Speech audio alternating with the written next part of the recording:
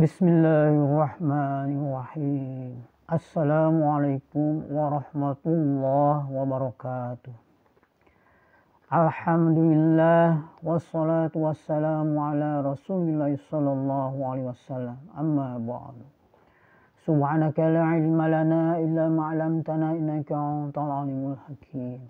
Rabbi shrah li sadri wa yassir li amri wahlul 'uqdatam min lisani yafqahu qawli. Alhamdulillah, kita bersyukur kepada Allah Subhanahu wa taala yang masih memberikan napas kepada kita sampai detik saat sekarang ini. Mudah-mudahan dengan diberinya kita kesempatan hidup oleh Allah dapat menjalankan perintah-perintahnya, meninggalkan dari segala macam apa yang dilarangnya oleh Allah Subhanahu wa taala, dan memohon ampunannya dari segala macam dosa dan kesalahan yang telah kita perbuat selama dalam mengisi kehidupan di alam dunia ini sampai detik saat sekarang ini.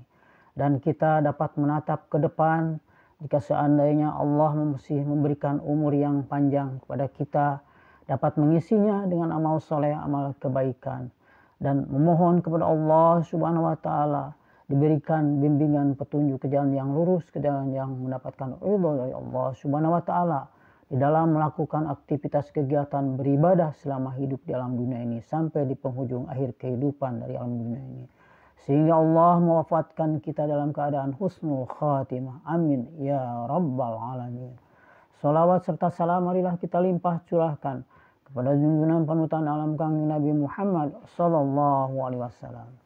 Saudara-saudara, sahabat-sahabat kaum muslimin rahimakumullah, dalam kesempatan ini saya ingin menyampaikan renungan tentang berbagai macam peristiwa kejadian di negeri tempat kita tinggal pada saat sekarang ini, yang mana kejadian di penghujung bulan Agustus memasuki bulan Mulud telah terjadi kerusakan fasilitas umum, gedung DPR, DPD, Polres, Polsek, kendaraan dibakar dan dirusak oleh massa yang sampai saat ini masih dalam proses penyelidikan oleh pihak yang berwajib menyelidikinya. Rangkaian peristiwa ini kalau kita tarik ke belakang merupakan akumulasi dari para pemimpin di negeri ini yang tidak memegang amanah dengan jujur dan adil. Coba kita perhatikan para penjabat di negeri ini, dari mulai menteri, gubernur, bupati, wali kota, anggota DPR yang mewakili rakyat, sudah berapa banyak yang masuk penjara sampai saat ini karena telah menggasak uang negara dari penghasilan pajak yang dipungut oleh negara, yang pada puncaknya di tengah-tengah kondisi keadaan ekonomi di negeri ini tidak baik-baik saja. Fakta yang dapat kita lihat, banyaknya PHK yang mengakibatkan banyaknya pengangguran. Akibat dari perusahaan tempat bekerjanya banyak yang bangkrut, dan banyak pertokoan swalayan yang bangkrut. Dalam situasi dan kondisi ketimpangan yang terjadi di masyarakat antara orang kaya yang semakin kaya, orang miskin semakin miskin, tidak ada kepedulian sosial dari orang-orang kaya untuk menyantuni fakir miskin. Padahal penduduk negeri yang kurang lebih 270 juta penduduk, mayoritas umat Islam, kalaulah menjalankan syariat ajaran agama Islam, dijalankan, diterapkan ke dalam diri masing-masing, ada niat masuk ke dalam Islam secara kafah, menyeluruh, insya Allah negeri ini akan makmur dan sejahtera.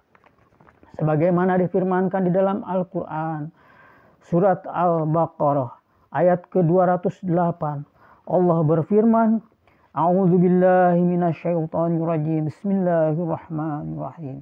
Ya ayyuhalladzina amanu udkhulu fis-silmi kaffah wa la tattabi'u khutuwatis syaitan innahu lakum aduwwum mubin. Shadaqallahul azim.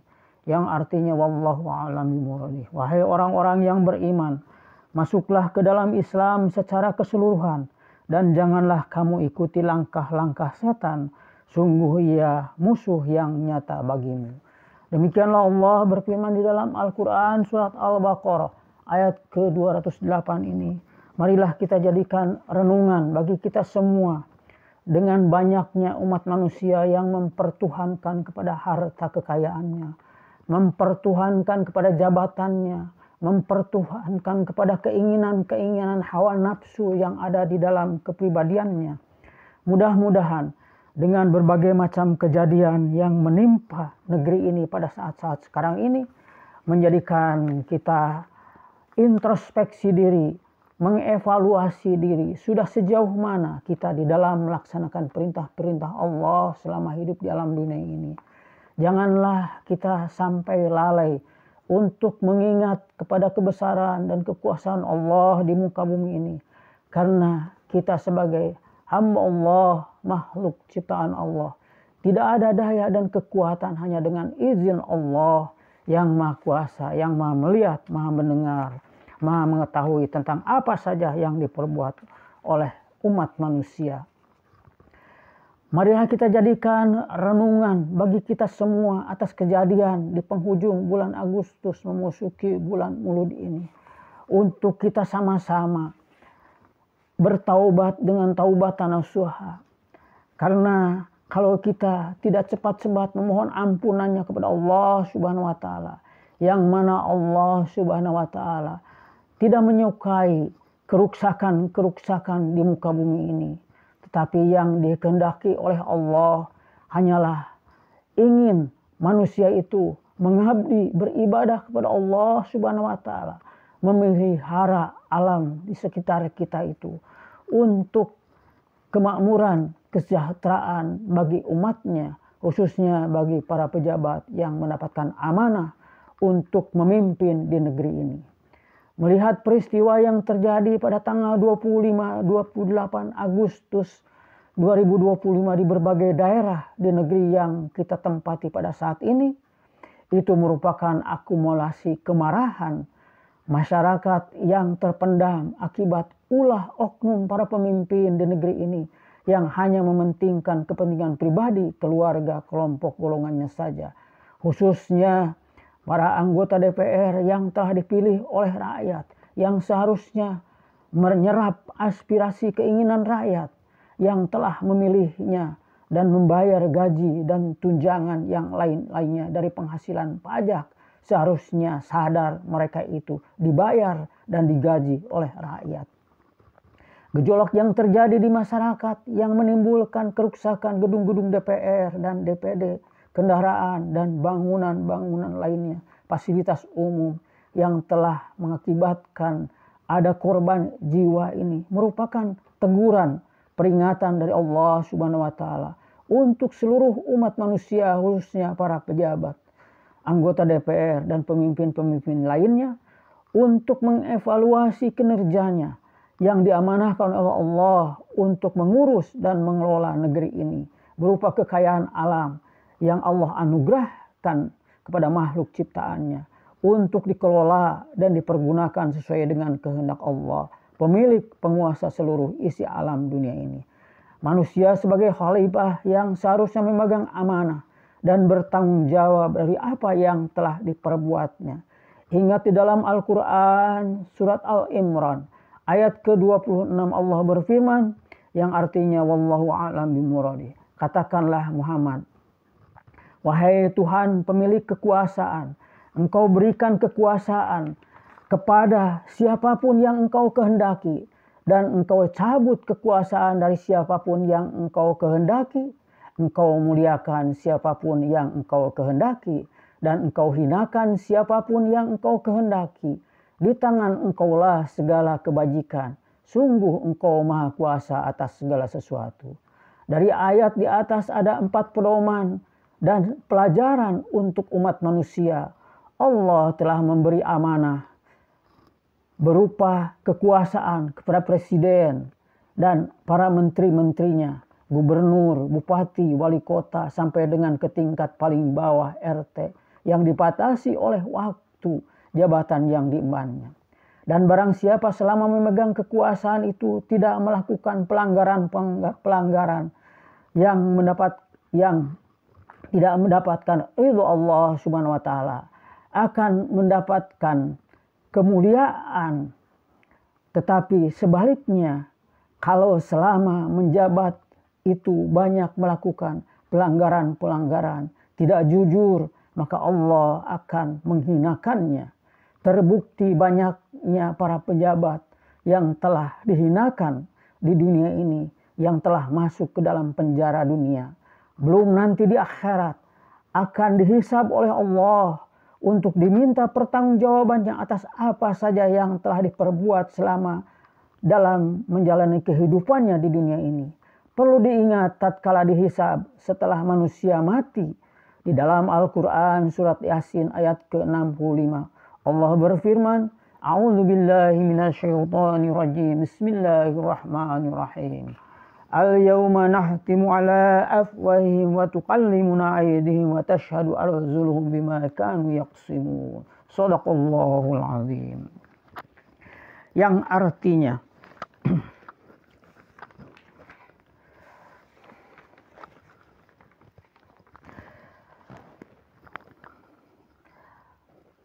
pada hari ini kami tutup atas mulut mereka dari pangkal ayat ke-65 yang artinya bahwa ketika dilakukan pemeriksaan, tanya jawab tentang kesalahan yang telah mereka perbuat, maka Allah menutup mulut mereka, tangan mereka akan bertanya kepada kami, dan kaki mereka akan memberikan kesaksian terhadap apa yang dahulu mereka kerjakan.